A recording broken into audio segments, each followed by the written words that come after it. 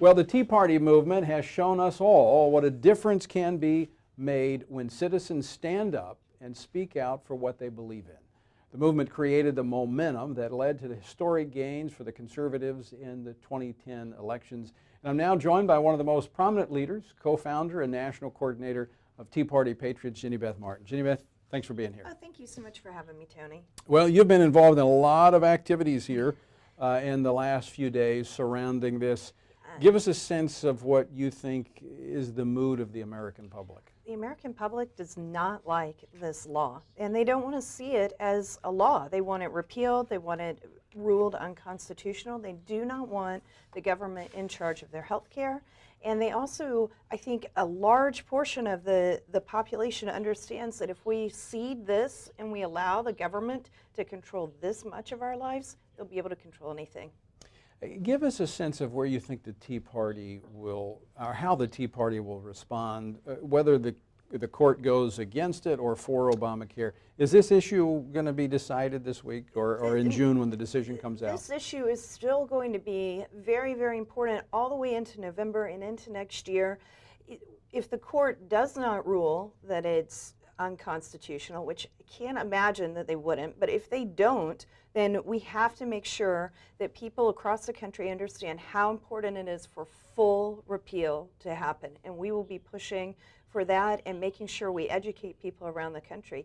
If they do rule that it's unconstitutional and don't pull the whole thing out, we still have to have full repeal.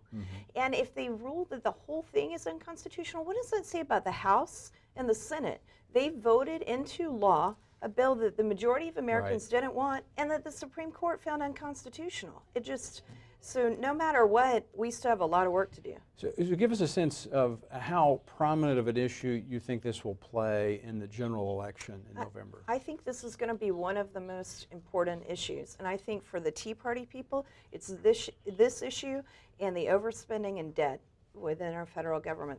Those are our top two issues. Well, Jenny Beth, you communicate with obviously thousands of people across the country through the Tea Party movement. What would you say to folks in general that are watching tonight? What can they do to make a difference in how this turns out here in America? Because as we've talked about tonight, so much is at stake.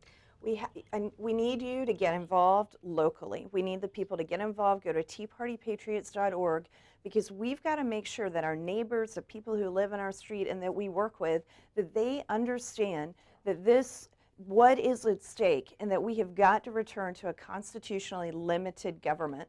And that is the best thing to do. Go to teapartypatriots.org and get involved. Plug your email address in and we'll help you so that you can go and spread the message in your neighborhood. What's the sense at the Supreme Court? You've been over there the last 2 days. Both sides of the issue.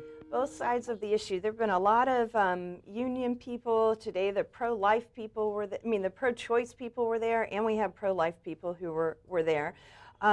It's been crazy. It's kind of a zoo over there. But you know, the greatest thing about it is even the people that we don't agree with, we all love the First Amendment and the fact that we can disagree peacefully. And it really is, it shows America at her best, even when we're disagreeing like this. But doesn't that tell you how fundamental this issue is? When you've got both sides, coming together. You know, a few people have said, well, at least I respect you. I disagree, but I respect that you can have your opinion.